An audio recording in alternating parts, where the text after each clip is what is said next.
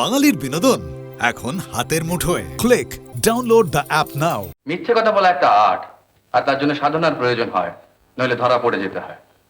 সেই জন্য মাঝে মাঝে কাঁচা মিথ্যেবাদীদের কথায় মেজাজটা গরম হয়ে যায়। তুই যদি সত্যিই বুঝতিস তোর জন্য আমি সারা জীবনটা নষ্ট করেছি, তাহলে যে কথা ভাবতেও পারতিস না যে দুখানা সিনেমার টিকিট নষ্ট হয়েছে বলে আমি তোর উপর রাগ করেছি।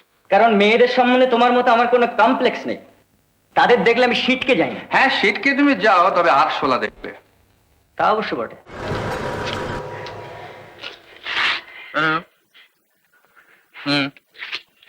কথা বলছি। কে ডেকে পাঠিয়েছেন বললেন? মিস্টার সেন? কেন? ও, ঠিক বলতে পারছেন না। কোথায় মিট করব?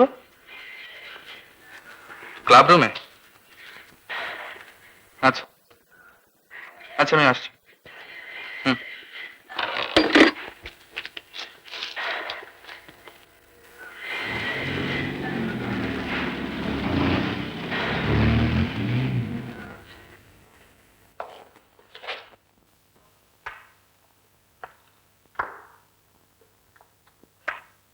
মিস্টার সেন, আমাকে মাফ করবেন। কি হলো? ওদের বলে এসছেন তো চ্যাটার্জি এলে যেন ক্লাব রুমে পাঠিয়ে দেয়? তা তো বলে এসেছি, কিন্তু মিস্টার চ্যাটার্জিকে আমি কিছুতেই অনুরোধ করতে পারবো না। আচ্ছা, মিস্টার চ্যাটার্জিকে আপনারা এত ভয় করেন কেন বলতে পারেন? ভয় নয়, অভদ্র।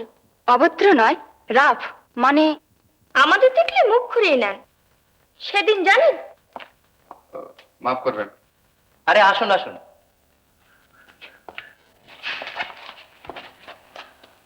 আমরা আপনার জন্য অপেক্ষা করছি। কি আদেশ বলুন? পোস্টারটা দেখেছেন? বিসর্জন হচ্ছে? চমৎকার। চমৎকার তো হবেই।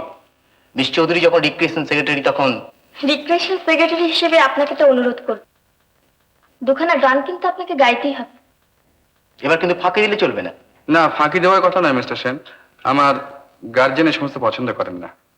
আমরা তো জানি আপনার গার্জেন এখনো হয়নি। আপনি ভুল করছেন। আমার গার্জেন একটু স্বতন্ত্র, কঠিন, কঠোর। আমাকে ক্ষমা করবে। আরে শুনুন, কোথায় যাচ্ছেন? কটা বাজে? 5টা। আমার জন্য একজন অপেক্ষা করছে। আচ্ছা, নমস্কার। মিস্টার চ্যাটার্জি,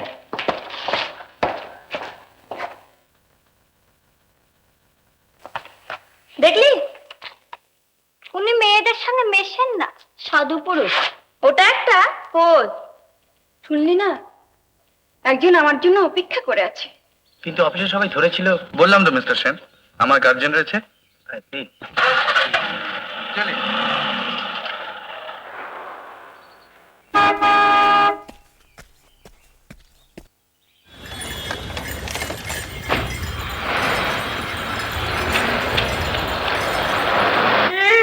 বৌদি! ডাক ডাক, আরো জোরে ডাক। তবু তো ডাক শুনে যদি তোর বৌদি শরীর ধারণ করে নেমে আসে। দেখো দাদা, এই ব্যাপারটাকে সব সময় তুমি হেসে উড়িয়ে দাও। বাজে বকিস না। শোন, হ্যাঁ। এবারে আলাদা ডিজাইনের গেঞ্জি নিয়ে এসেছি। ও, তোর দুটো হুম, আর আমার দুটো। জানি বাজে জিনিসগুলো আমার আর ভালো জিনিসগুলো তোমার। বৌদি থাকলে অন্তত অভিযোগটা করতে পারতাম। এমএ পড়লে কি হবে? বৌদি থাকলে কতদিন অভিযোগ করতিস? কিছুদিন পরে তোর বৌদি আমার কানে কানে বলে বসতো, দেখো বাবু, এত করে তোমার ভাইয়ের মন পাওয়া যাচ্ছে না, ওকে আলাদা করে দাও। আর ও একটু বুঝুক কত ধানে কত চাল। বাঙালি মেয়েদের তুমি চেনো না। বাঙালি মেয়ের মধ্যে আপনার কতখানি অভিজ্ঞতা হয়েছে জানতে পারি?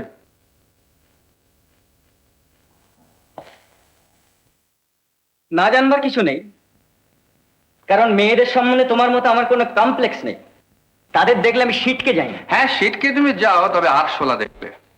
তা অবশ্য বটে। কাছাকাছি বীর পুরুষ তুমিও নাও, আমিও নাও। চা। চা খা। চা? আচ্ছা, এরকম মুখ করে যদি কেউ চা খেতে দেয়? না কি না? না কি না? কি না, কি না? ওটা আমার কাপ। হ্যাঁ, তোমার কাপ? কখনো না। ফের তর্ক করছিস? এটা তোমার কাপ। আজকাল তো সব সময় অন্যমনস্ক। আমাকে কখনো দেখেছিস তোর জিনিস ভুলে নিতে বা পড়তে? আচ্ছা বাবা, ঠিক আছে, নাও। কেষ্টা, আমার স্লিপারটা খুঁজে দেখো। আজকাল বুঝি স্লিপার খুঁজে এনে দিতে হয়? খুঁজে এনে দেবো কোত্থেকে? অন্য জায়গায় ফেলে এসছেন বুঝি? ফেলে আসবেন কেন?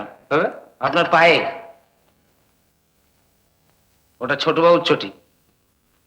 সব সময় অন্যমনস্ক। আমাকে কখনো দেখেছিস তোর জিনিস ভুলে নিতে বা পড়তে? হ্যাঁ?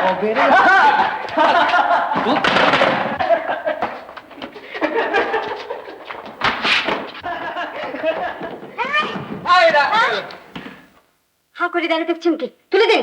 যে ফেলেছে তাকে বলুন। আশ্চর্য। মাফ করবেন,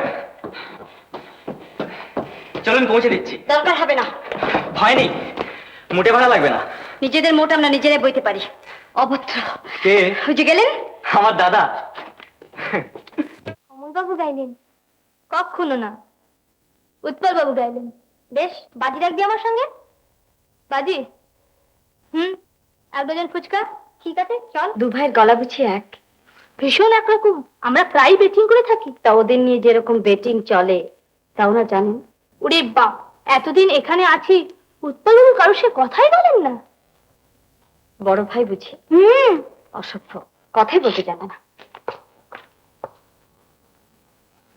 এরে, নিবারণ বাবুর ভাগ্নি নতুন এসেছেন, মাস্টারনি। যা। হ্যাঁ রে।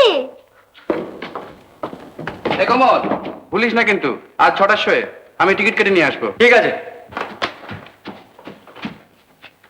উফ, ভালো জায়গায় চাকরি করতে এসছি, হাতে হাত করা না পড়ে। ফ্ল্যাট শুদ্ধ লোক দেখবে, পুলিশ এসে হাত করা দিয়ে আমি নিয়ে যাচ্ছে। কি ব্যাপার কি ভাই?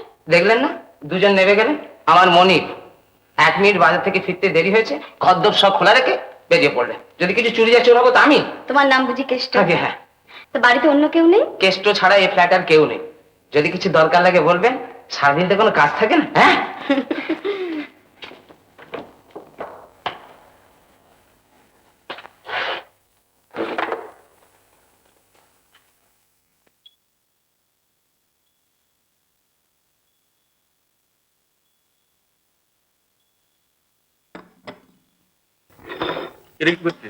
আপনি খেয়ে নিন না, ছোট বউ এলে আবার জল গরম করে দেবো। তোর কাপড় জামা কোথায় রে? রান্নাঘরে। গুছিয়ে নে, তোকে আর এ বাড়িতে কাজ করতে হবে না। হা করে দেখছিস কি? কখনো দেখেছিস ছোট বাবুকে বাদ দিয়ে আমি একলা চা খেয়েছি? তাহলে কথা বললি কেন? বললি কেন এই কথা? আমার দোষ হয়েছে, কান বলছি।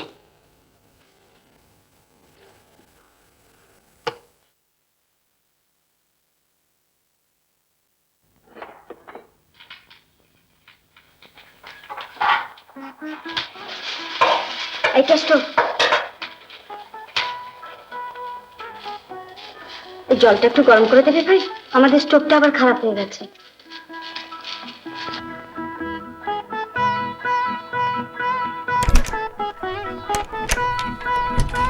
আসুন।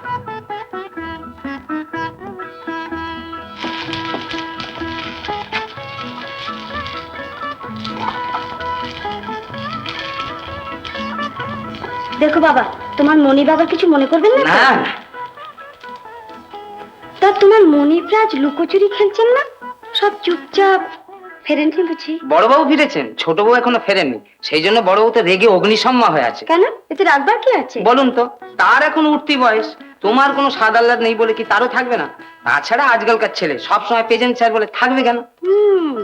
ভয়ে ভয়ে খুব ভাব বুঝি। ও বাবা, পাছে অবনিবনা হয়, সেই জন্য বড়বাবু তো বিয়েই করলেন না।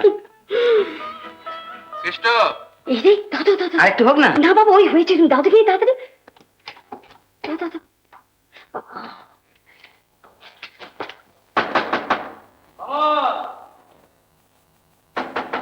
অমল!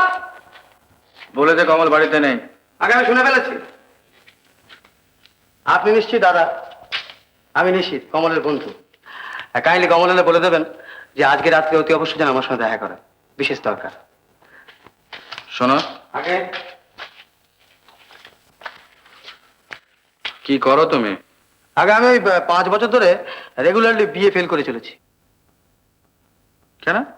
আমি ওই কলেজ ফুটবল টিমের তো সেন্টার ফরওয়ার্ড, তাই সবাই মিলে ওই ধরা করা করে আমাকে ফেল করিয়ে দিচ্ছে। তার মানে কাজের মধ্যে তুমি রেগুলার সেন্টার ফরওয়ার্ড খেলো আর রেগুলার ফেইল করো? আগে না, পলিটিক্যাল কাজকর্ম কিছু করি। কি বলে? বলছি রাজনীতিও করি, আর সেই সূত্রেই কমলের সঙ্গে আমার আলাপ। আমার ধারণা ছিল যে আমার সম্বন্ধে কমল বোধহয় আপনাকে কিছু বলেছে। তোমরা বাইরে যা কিছু করে বেড়াও সব কি তোমাদের গার্জেনদের কাছে এসে বলো? আগে বাধ্য হয়ে উল্টো পাল্টা বলতে হয়। কারণ কিছু মনে করবেন না, সবাই তো আর আপনার মতো ঠিক উদার নয়। আর সেই জন্য আমরা একটা সেবা সমিতির ব্যবস্থা করেছি। সেবা সমিতি? আগে হ্যাঁ, দেরি হলেই সেবা সমিতি। ধরুন কোনো বন্ধুর বোনের টিবি হয়েছে, তাকে হাসপাতালে পাঠানো। তারপর আরো বেশি দেরি হলে কোনো বন্ধুর দুস্থ মাসি পিসিদের সপ্তাহ পর্যন্ত করতে হয়।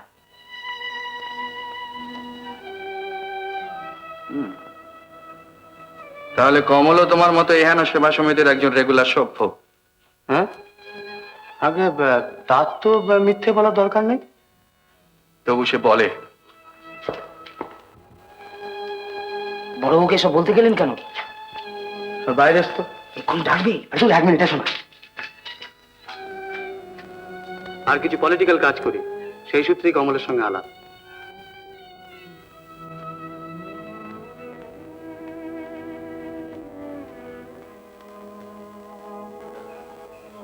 অত লোক চলে গেলেন? হ্যাঁ। এই দাঁড়া, রাস্তাঘাটে আজকাল মিছিল বেরোয়, দেখেছিস?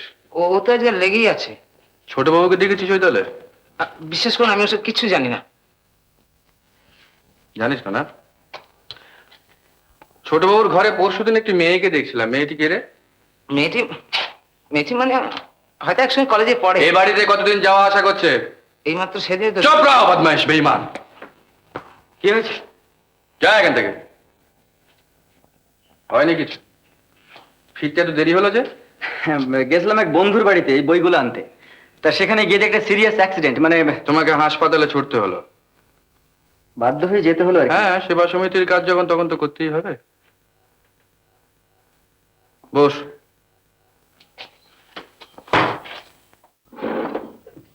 কেষ্টকে বকছিলে কেন?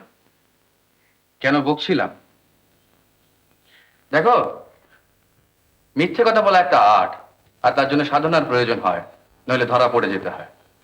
সেই জন্য মাঝে মাঝে কাঁচা মিথ্যেবাদীদের কথায় মেজাজটা গরম হয়ে যায়। এই সিনেমার টিকিটটা কি হবে?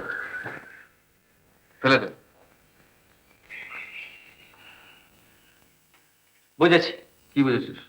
এত রেগেছো যে রাগ দেখাতে পর্যন্ত চাও না। আমার জন্য তুমি তোমার সমস্ত জীবন নষ্ট করেছো, আর আজ দুটো সিনেমার টিকিট নষ্ট। তুই যদি সত্যিই বুঝতিস তোর জন্য আমি সারা জীবনটা নষ্ট করেছি, তাহলে যে কথা ভাবতেও পারতিস না যে দুখানা সিনেমার টিকিট নষ্ট হয়েছে বলে আমি তোর উপর রাগ করেছি।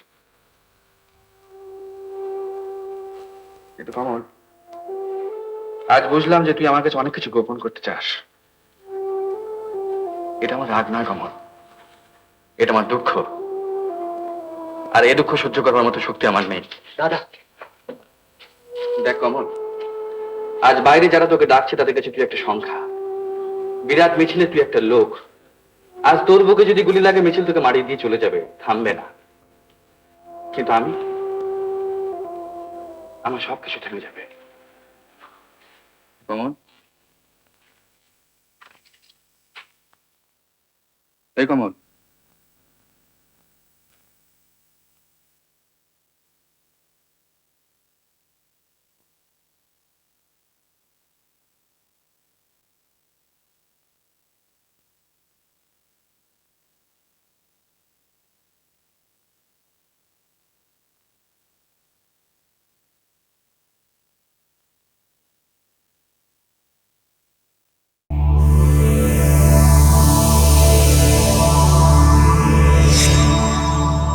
উত্তম কুমারের সেরা সিনেমা দেখতে হলে ডাউনলোড করুন ক্লিক অ্যাপ।